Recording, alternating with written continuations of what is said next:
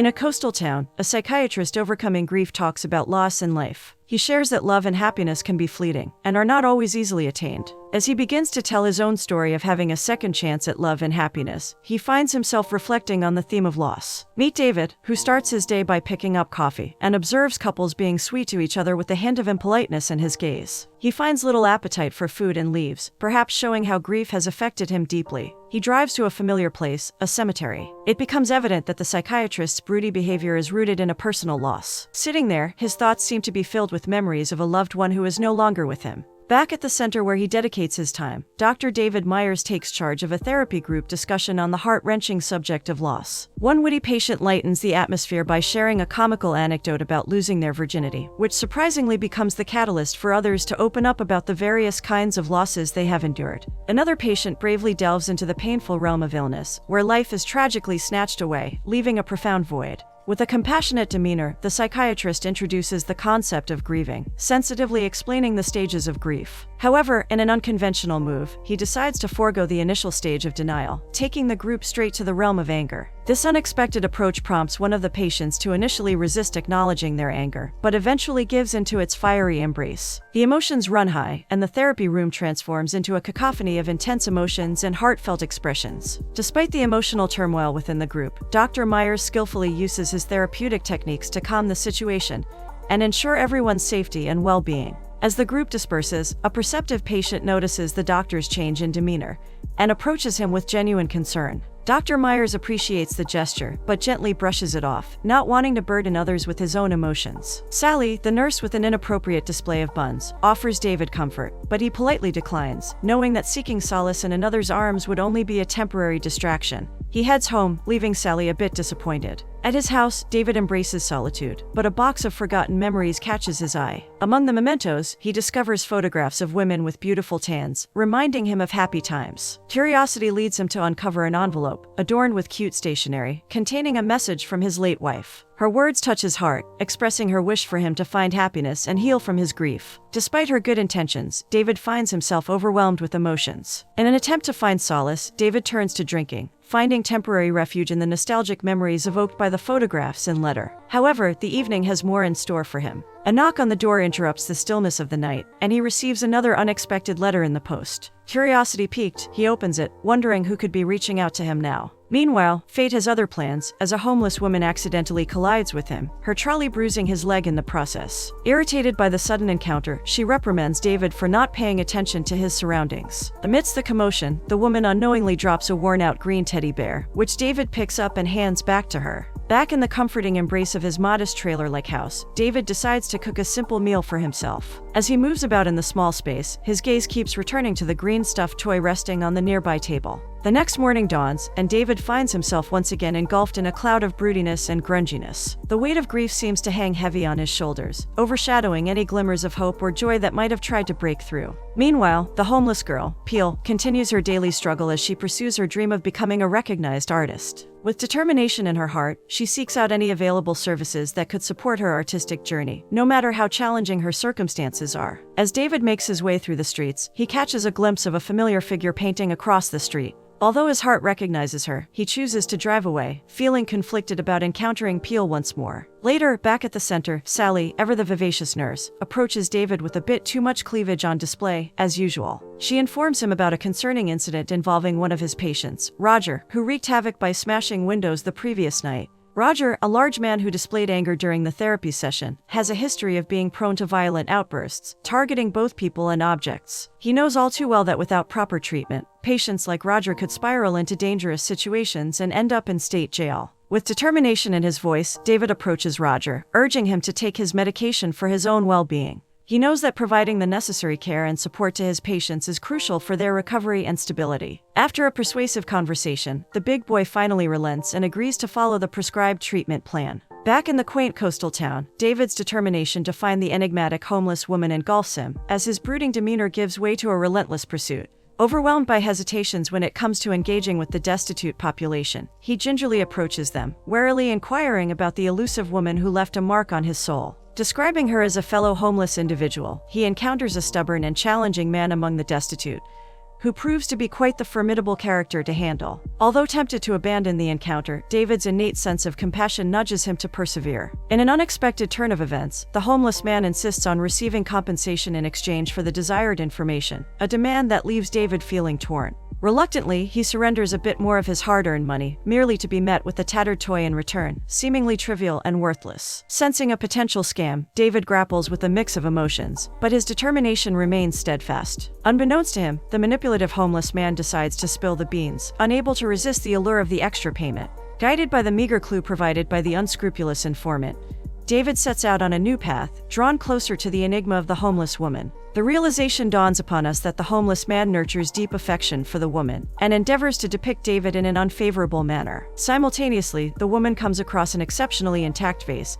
and deliberately shatters it, all with the purpose of unearthing the inherent beauty residing within the scattered fragments, thus serving as the profound inspiration for the movie's titular theme. As David traverses the town in his car, he is taken aback by the unexpected sight of the homeless woman gracefully passing in front of him. Astonishment engulfs him as he realizes her profound excitement in returning the time-worn doll. The woman persists in gathering further items for her artistic endeavor, while David doggedly manages to trace her abode. Upon his return to the office, David still clutches the well-worn doll, deep in contemplation. He attentively listens to his patient's indistinct murmurs, and with resolve, he embarks on a quest to locate the woman's dwelling. To his astonishment, he uncovers the truth, that she is not truly homeless, as he initially presumed. Trespassing into her dwelling, he is met with a place more akin to an art repository, where he finds himself entranced by the alluring array of weathered yet beautiful objects she has diligently collected over time. Out of nowhere, the woman mysteriously materializes, seemingly prepared to pounce on him, like a stealthy intruder in her very own abode. Nonetheless, as he unveils the worn-out doll, her countenance instantaneously softens, and a profound transformation takes place within her. Notwithstanding this unexpected change, she sternly commands David to depart from her premises,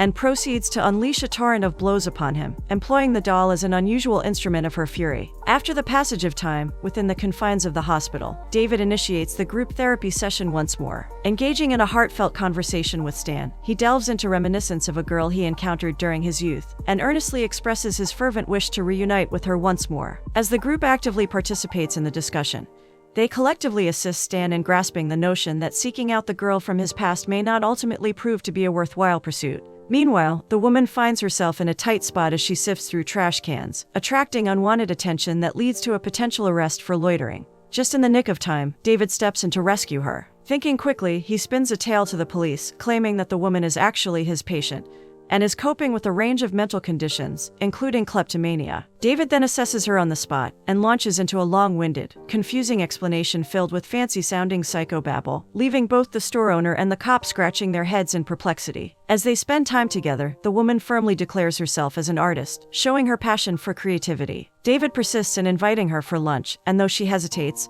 she eventually agrees to go along. They end up at a fancy restaurant, where David is surprised to see her casually smoking a and playfully teasing him by kicking his leg. During their conversation, the woman remains guarded and avoids answering many of David's questions. However, she opens up briefly when he mentions living on a boat, sharing a personal tidbit about his wife. Unexpectedly, she playfully crushes David's enthusiasm by delivering a playful blow to his private parts with her combat boots. Wincing in pain, David can't help but offer some friendly advice about mixing psychotropic meds and alcohol, as he is a doctor after all. The woman curiously wonders why he's taking an interest in her life. Their conversation gets interrupted when their peculiar sandwich burger order arrives. With gusto, she devours the entire sandwich and humorously tells David to forget about any ideas of romance, causing him to cough in surprise and amusement. Throughout their encounter, the woman remains a captivating enigma, leaving David intrigued by her unpredictable and spirited nature. Cleavage Sally, being quite perceptive, begins to wonder if David might be romantically involved with someone, which could be why he keeps turning down her advances. Despite her suspicions, she can't help but notice a change in David's demeanor. Lately, he's been smiling more often, and he seems to carry himself with a newfound lightness that was missing before. Sally isn't discouraged, though. She continues to support him, encouraging him to move forward from his grief, and she still puts herself out there, subtly reminding him of her attractive qualities. David decides to pay the woman a visit at her art studio, and thoughtfully offers her a cup of coffee, making sure it's decaf, which he prefers. As he takes in the sight of her mesmerizing paintings,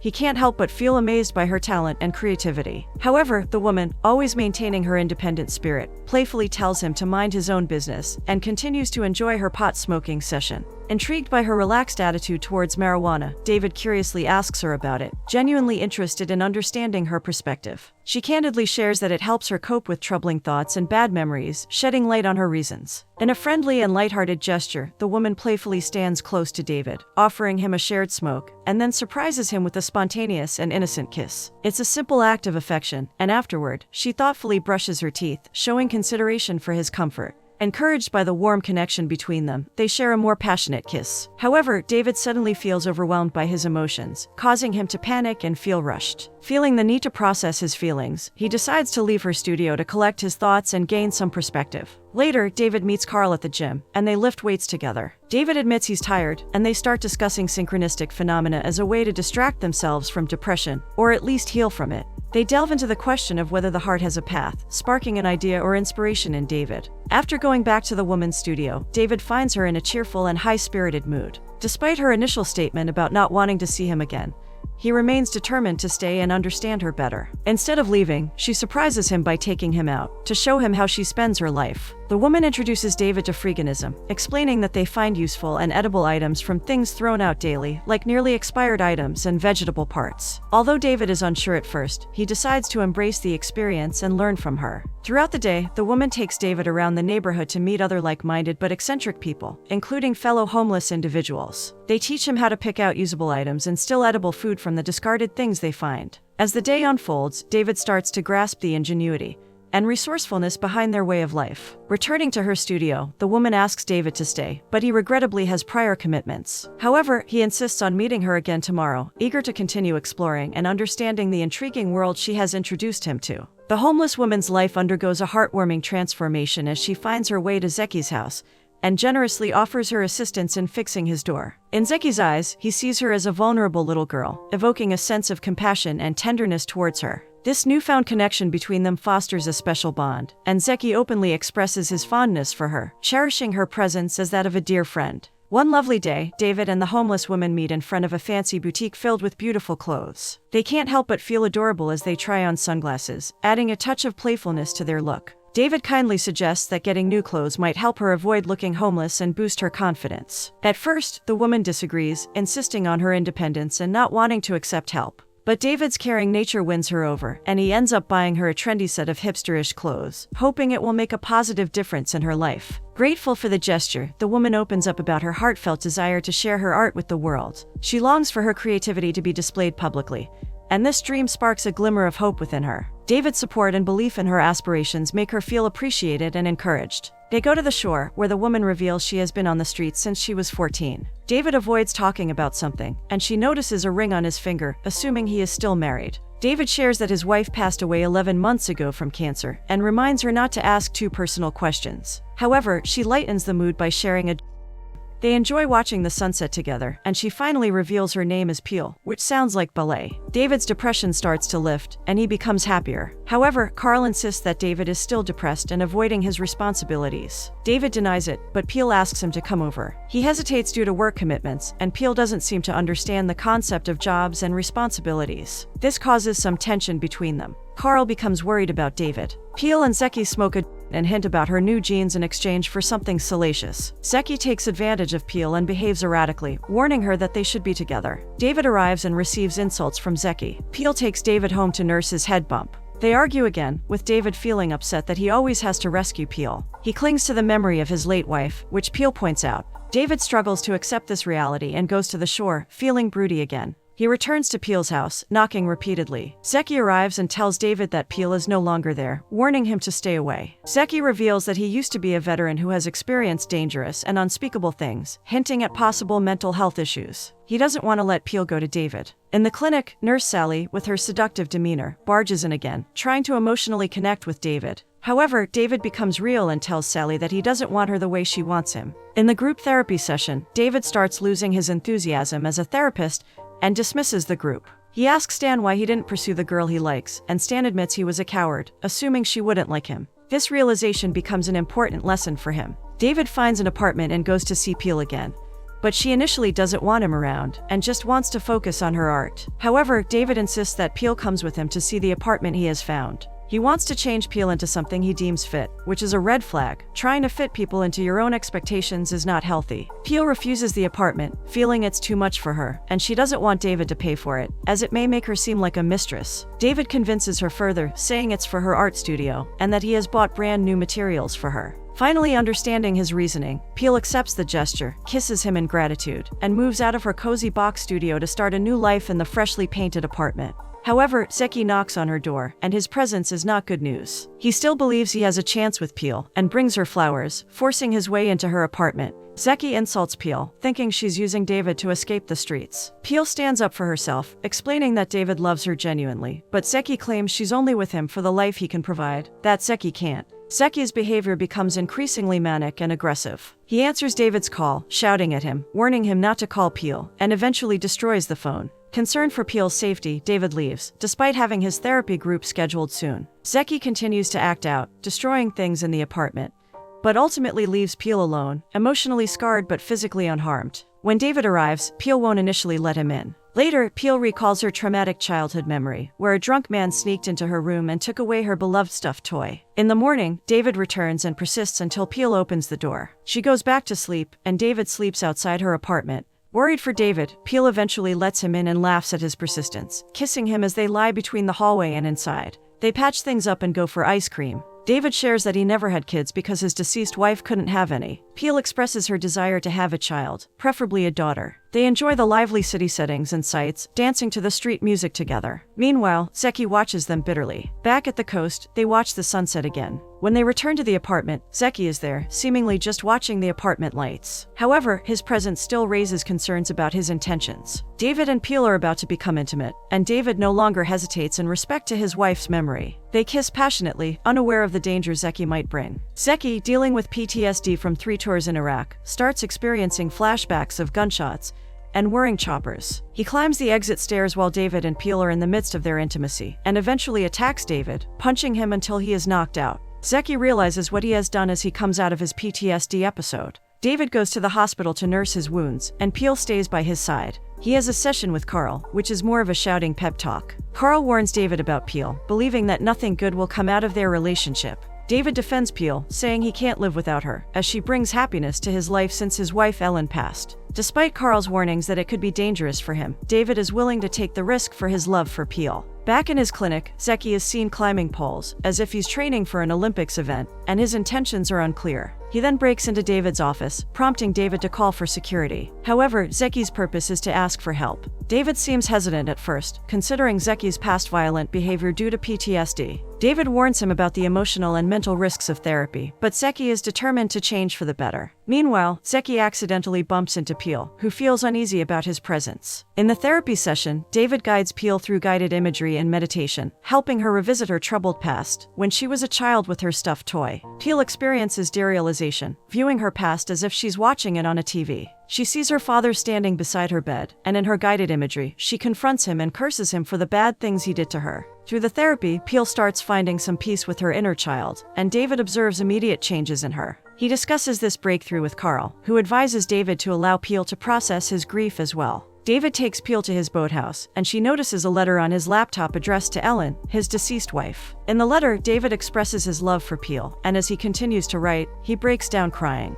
During breakfast, David makes the difficult decision to let Peel go, so they can both heal in their own ways. Peel doesn't want to leave, feeling hurt, as she believed she had finally found a man who respected and truly loved her. Despite her feelings, Peel firmly says goodbye, and David walks away, upset with himself for hurting her. The homeless woman advises him to go after Peel, but as he tries to do so, he is accidentally hit by a woman on a skateboard, resulting in an accident. Surrounded by his patients, David regrets not following his heart from the beginning. With the support of Carl and his patients, they decide to visit Peel's house to ask for forgiveness and win her back. David takes off his wedding ring, symbolizing his readiness to move on from his past, and expresses his genuine love for Peel. Peel eventually accepts his heartfelt apology and they reconcile. In the end, Peel becomes pregnant, and she successfully holds her art exhibition. Meanwhile, Zeki's life also seems to improve, as he is no longer homeless, evident by his improved appearance and clothes.